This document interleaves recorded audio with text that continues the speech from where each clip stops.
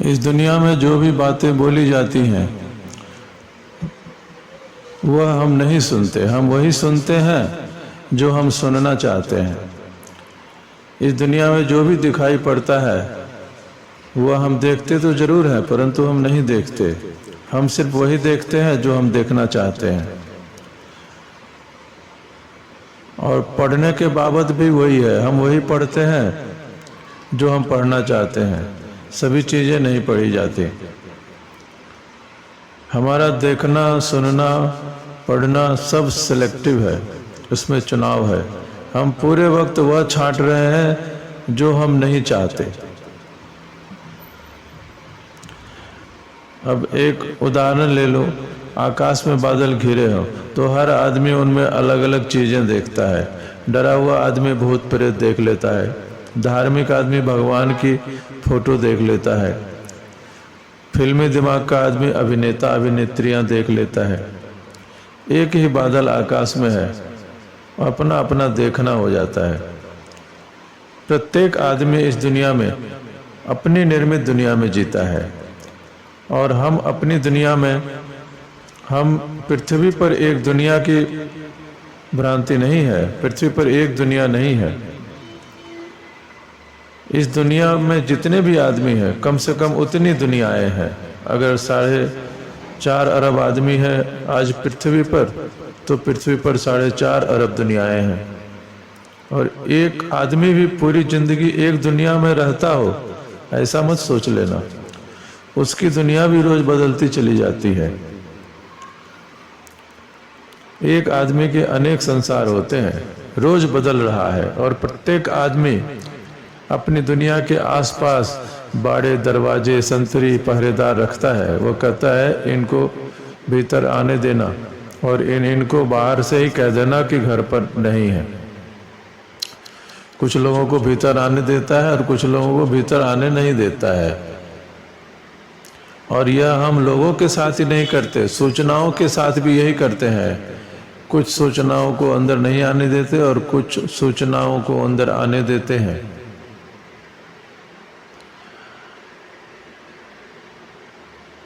और सुनने के बाबत भी यही ख्याल है कि हम वही सुनते हैं जो सुनना चाहते हैं। अगर 2 आदमी बात करते हैं, अगर आप चुपचाप साक्षी बनकर खड़े हो जाएं तो बड़े हैरान होंगे। लेकिन साक्षी बनकर खड़ा होना मुश्किल है, पता नहीं चलेगा, आप भी तीसरे भागीदार हो जाएंगे बातचीत में।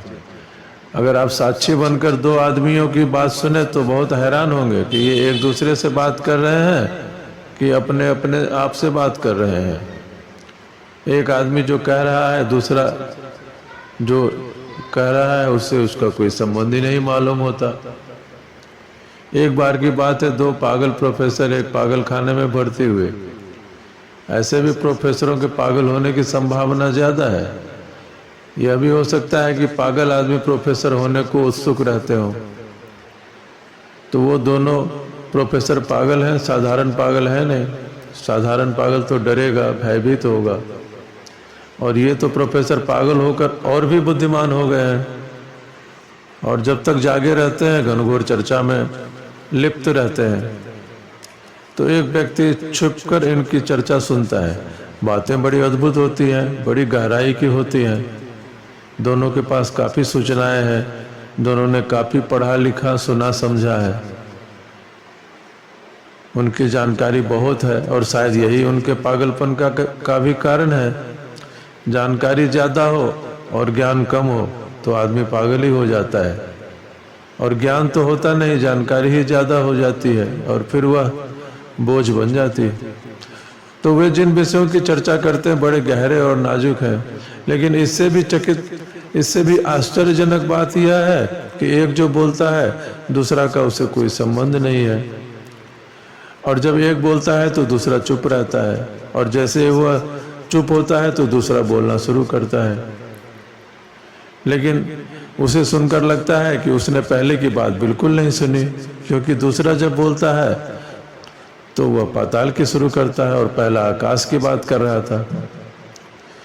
तो तो जो व्यक्ति साक्षी था उसने अंदर जाकर पूछा कि यह सब तो मेरी समझ में आ गया कि आप गहरी बातें कर रहे हैं, परंतु यह समझ में नहीं आता है कि जब एक बोलता है तो दूसरा चुप क्यों हो जाता है।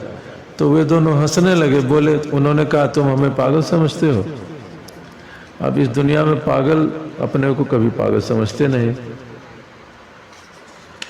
तो जो साक्षी बनकर उनकी बातें सुन रहा था उसने कहा नहीं, हम पागल तो आपको नहीं समझते, ऐसी भूल मैं कैसे कर सकता हूं। लेकिन मैं यही पूछ रहा हूं कि जब एक बोलता है तो दूसरा चुप क्यों रह जाता है। तो उन्होंने कहा तुम क्या समझते हो, हमें बातचीत का नियम भी नहीं मालूम, बातचीत करने की व्यवस्था भी नहीं मालूम। जब एक बोले तो दूसरे को चुप रहना चाहिए।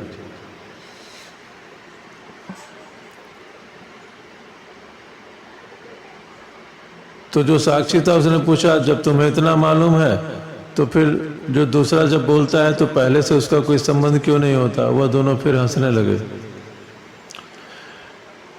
और पूछा साक्षी व्यक्ति से कि तुम ही बताओ कि इस जमीन पर, इस दुनिया में जहां भी दो लोग बोलते हो उनकी बातों में कोई संबंध होता है।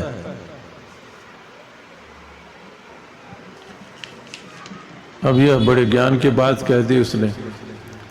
मनोविज्ञान की समस्त खोजें कहती हैं कि हम भीतर से एक नहीं है, बहुत से मैं हमारे अंदर है। एक व्यक्ति के अंदर अनेक मैं है। रात में पहला मैं कहता है मैं सुबह 5 बजे उठूंगा, और सुबह 5 बजे दूसरा मैं कहता है सर्दी बहुत है, छोड़ो कहाँ की बातों में पड़े हो, सो जाओ कल देखेंगे, और सो जाता है। 7 बजे तीसरा मैं कहता है बड़ी भूल की, शाम को तय किया था 5 बजे सुबह, बदले क्यों, बड़ा पश्चाताप करता है। अब एक ही आदमी 5 बजे तय किया, दूसरा मैं कहता है सो जाओ, तीसरा मैं पश्चाताप करता है। तो इसका मतलब है कि हमारे अंदर भी कई मैं हैं, और इससे बहुत बड़ा कन्फ्यूजन पैदा होता है। हमारे भीतर बहुत सारे मैं हैं और ऐसे ही जिंदगी चलती रहती है। तो मनोविज्ञान कहता है कि कोई फैसला लेना हो तो पहले अपने अंदर जितने सारे मैं हैं उनको इकट्ठा करो और उनको एक करो, और एक मैं हो तभी कोई काम कर सकते हो। चाहे भगवान के आगे समर्पण हो, चाहे तुम्हें सफलता प्राप्त करनी हो, और तुम्हारे अंदर ही 25 स्वर हो तो तुम कोई फैसला कैसे ले सकते हो। भगवान के सामने भी एक मैं तो झुक जाता है चरणों में, और दूसरा मैं अकड़ कर खड़ा रहता है वही मंदिर में। दूसरा देखता रहता है कि मंदिर में कोई देखने आया कि नहीं, मुझे मंदिर में कोई यह तो नहीं देख रहा कि मैं चरणों में झुक रहा हूँ। वो तब तक भगवान के चरणों में झुका रहेगा जब तक कोई मंदिर में आकर उसे देख न ले।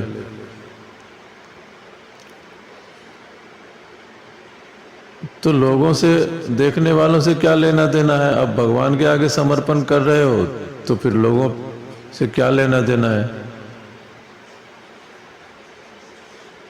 लेकिन नहीं, दूसरा इस खेल में पड़ा है कि दूसरे हमें क्या देख रहे हैं, हमें देख रहे हैं कि नहीं देख रहे हैं। तो इस प्रकार भगवान के आगे भी समर्पण नहीं हो सकता। जब तक दिखावा है, जब तक अहंकार है, जब तक कई मैं है, तब तक भगवान के आगे समर्पण नहीं हो सकता। न कोई भगवान को प्राप्त कर सकता है, न कोई भगवान का अनुभव कर सकता है।